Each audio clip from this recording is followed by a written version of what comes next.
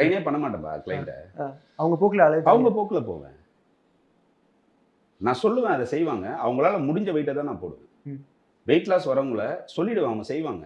Correction கூட நான் வந்து பொறுமையாக தான் பண்ணுவேன். அதனால தான் என்கிட்ட இருக்கிறவங்களாம் 5 வருஷம் 10 வருஷம் ஒரே ஆள் இருப்பாங்க. புது ஆள் வராங்களான்றத விட்டுடுவேன். வந்தாலும் என்னை விட்டு போக மாட்டாங்க. அந்த அளவுக்கு இருக்கும் ட்ரீட்மெண்ட்ஸ் எல்லாமே. ஆமாம், நான் டயட்டே பண்ண சொல்ல மாட்டேனே. அவனே கேட்பான், மாஸ்டர் இன்னைக்கு நைட்டு ஃபர்ஸ்ட் ஒரு வேளை கட் பண்ணுன்னு. அப்புறம் 2 வேளை அவனே கட் பண்ண ஆரம்பிப்பான். அதுக்கப்புறம் சொல்லுவேன், இல்லை ரொம்ப டயட் பண்ணுறேன், இப்படி பண்ணு. எக்ஸசைஸ் ஹெவியா மாஸ்டர் 40 மாஸ்டர் என்ன எக்ஸசைஸ்ன்ற ஒரு விஷயம் நல்லா புரிஞ்சுக்கணும் எல்லாருமே. எக்ஸசைஸ்ன்ற ஒரு விஷயம் அப்படி ஆகக்கூடாது. அப்படி ஆனா நல்லா புரிஞ்சுக்கணும். ஒரு புக் எடுத்து நம்ம படிக்கிறோம்னா படிக்கும் போது இப்படி ஓந்தனா அவன் ஃபெயிலு.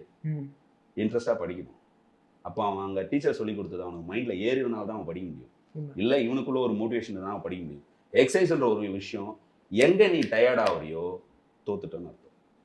டயர்ட் ஆகுறேன் நான் என்ன சொல்கிறேன், 10 முறை படிக்கட்டு ஏறி ஒரு ஒபிசானவன் இறங்க நான் டயர்ட் ஆகணும் ஆக மாட்டேன். கண்டிப்பாக சிம்பிளாக பேசிட்டேன்.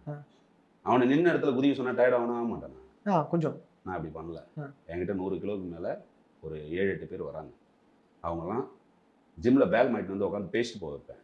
என்னது பேசி ஒரு கவுன்சிலிங் மாதிரி ஒரு விஷயம் இல்லை, ஜாலியாக பேசிட்டு போய் கிரிக்கெட் மேட்ச்சு பாட்டு. ஏன்னா ஃபர்ஸ்ட் அவன் எழுந்து வந்து உட்கார்றான்ல ஒபிசா, அதுவே உலக அதிசயம்.